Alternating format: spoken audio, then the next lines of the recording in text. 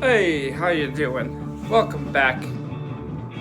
Today we're going to talk about the French film that translates to The Shiver of the Vampires. The Shiver of the Vampires is by Jean Rollin. Not sure if I am pronouncing that correctly. You may remember that in 1970 he did The Nude Vampire. So, he's done 3 films at this point.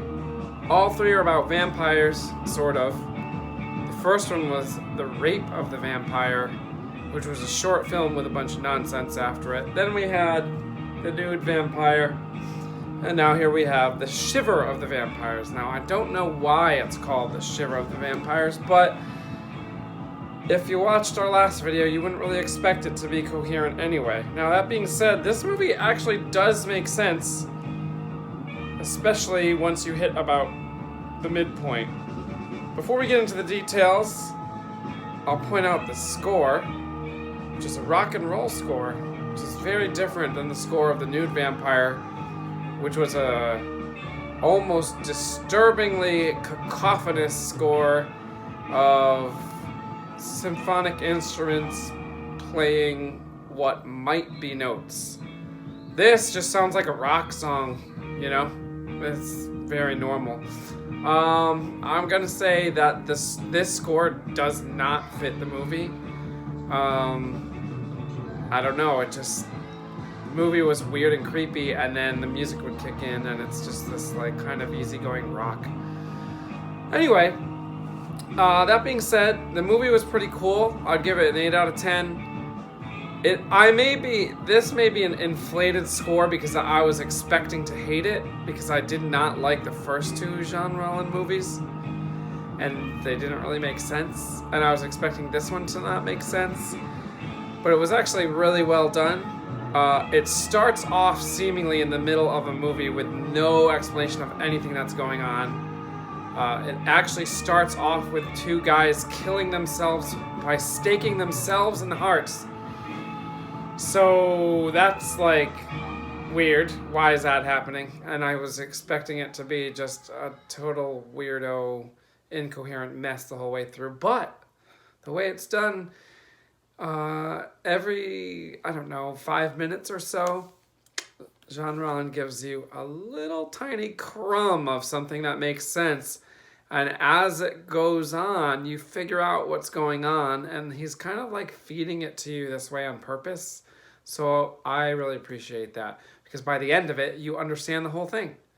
And it's probably one of those movies where if you were to watch it a second time, it would probably make even more sense the second time around. So I respect that. I also respect the fact that this movie is in French. It's not in English. It's not dubbed into English.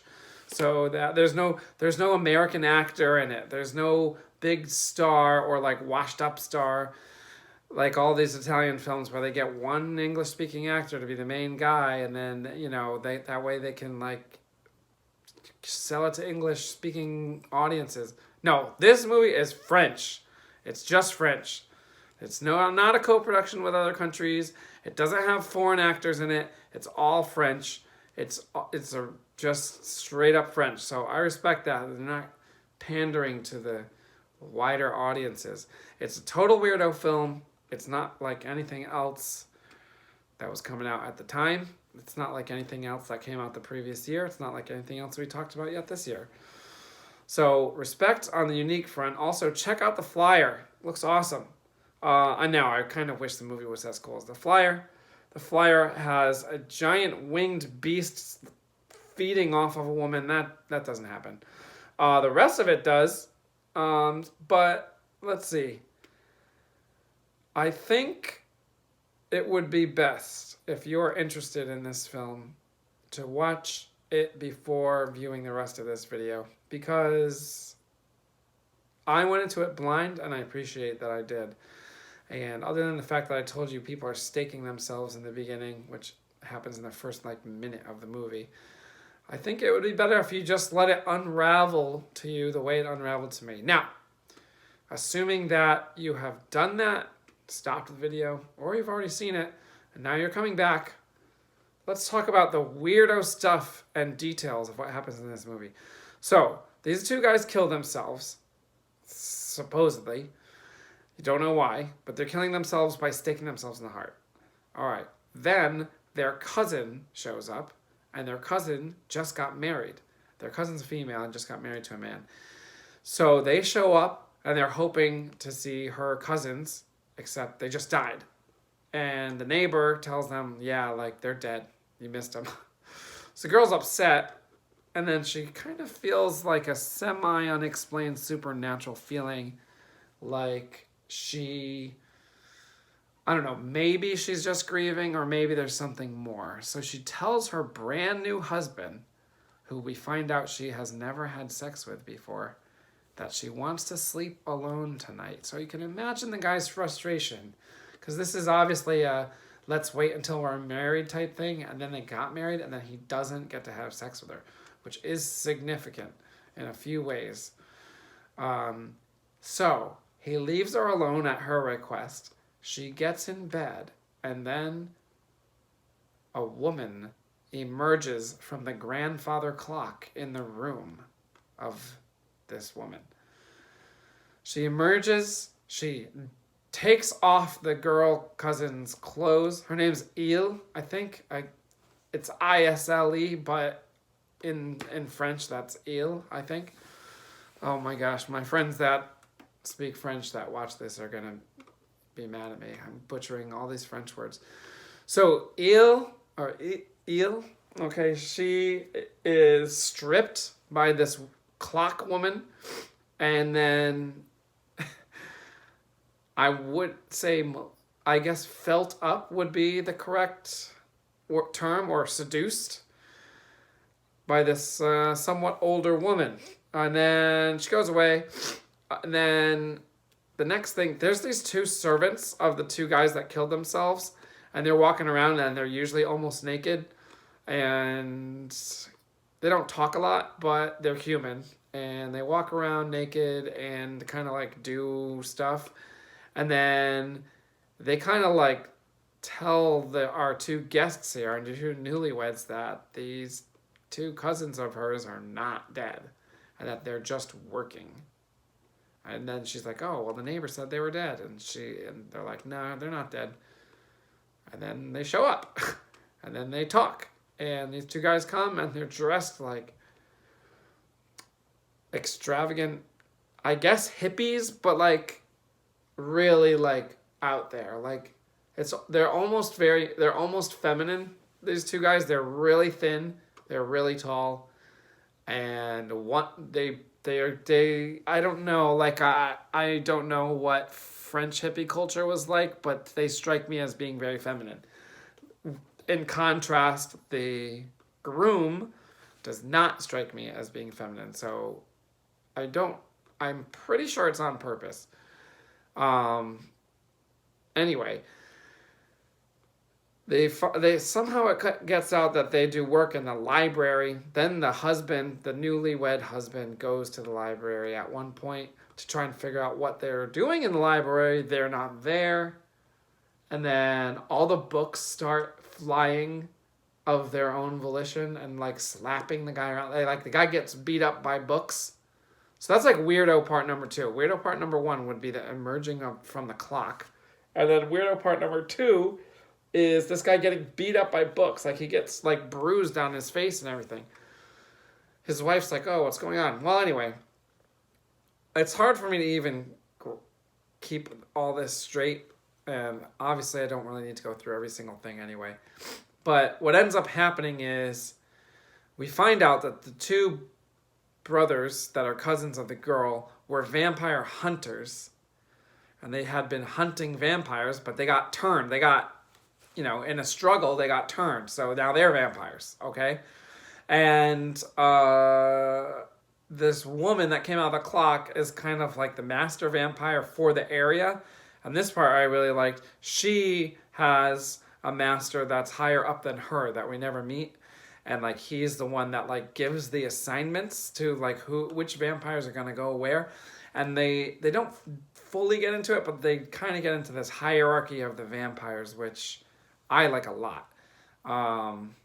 There's room there to go deeper into it, and he doesn't. Jean Rollin doesn't, but it's pretty cool how they do kind of explain like why they got turned, and like how there's like this like hierarchical steps of who does what.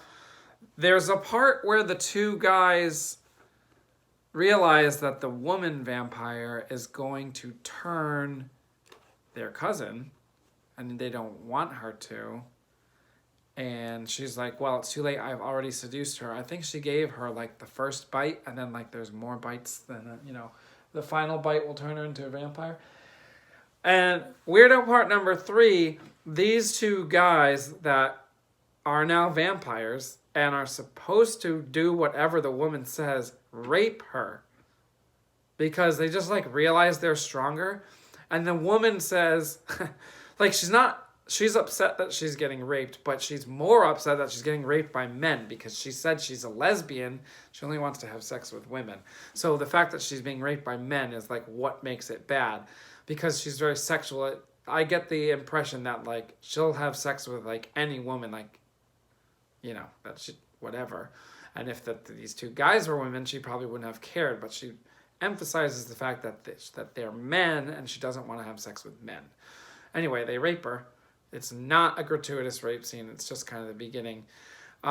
There's also the weirdest part of all, and I think I did this out of order a little bit, but in a discussion of this movie, I must mention that there is a part where the neighbor shows up, the one that said that these guys were dead, and then she's like, the neighbor wanted both of the guys sexually and like was probably in love with them.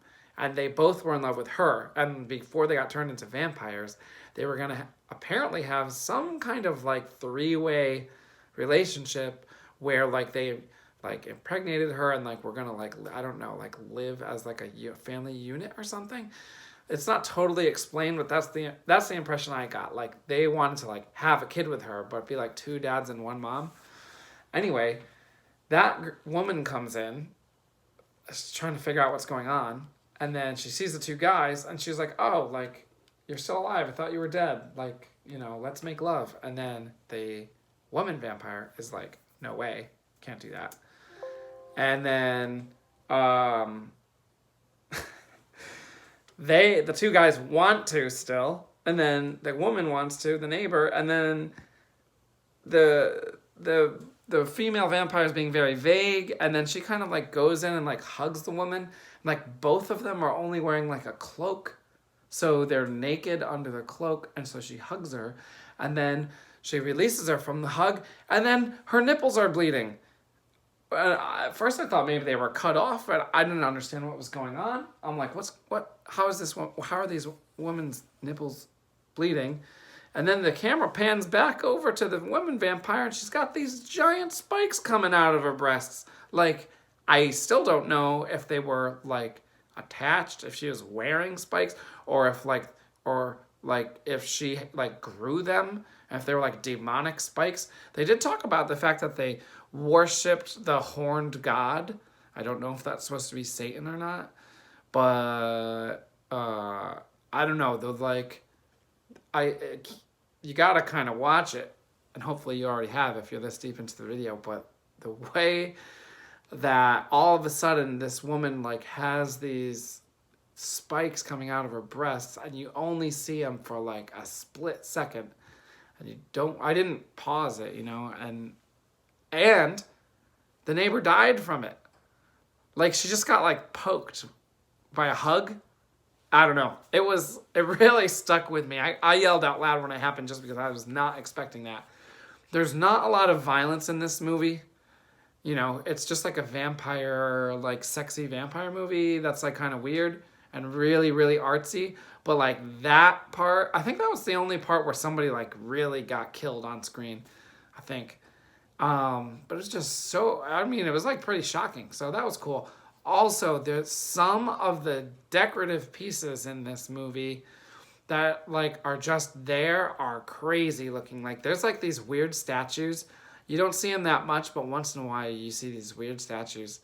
And the statues are really creepy. Like, I don't know. I wish they came into play more. I just kind of wanted to look at them some more, but you'll notice there's these weird, creepy statues, and then also there's a thing that looks like a picture frame, but made out of like plant, like dried up roots or something. And then it doesn't seem to be framing anything except for like bite marks. Like it almost looks like somebody bit the wall.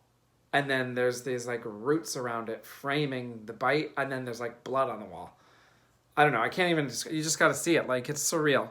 There's a lot of surreal imagery in the movie, but I liked that even though there was a lot of surreal imagery, the movie was coherent. It did make sense, especially after you watch the whole thing. The previous Jean Rollin movies barely made any sense, and this one did make sense, so that's exciting to me. So, as I said, I give it an 8 out of 10.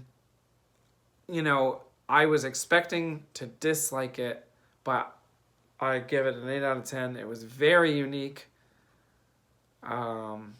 It was cool. And I was looking at things, and if you don't count co-productions, I've only seen 3 purely French movies. No, 4. The 3 by Jean Rollin, and then one more. The Flayed Rose, that was French.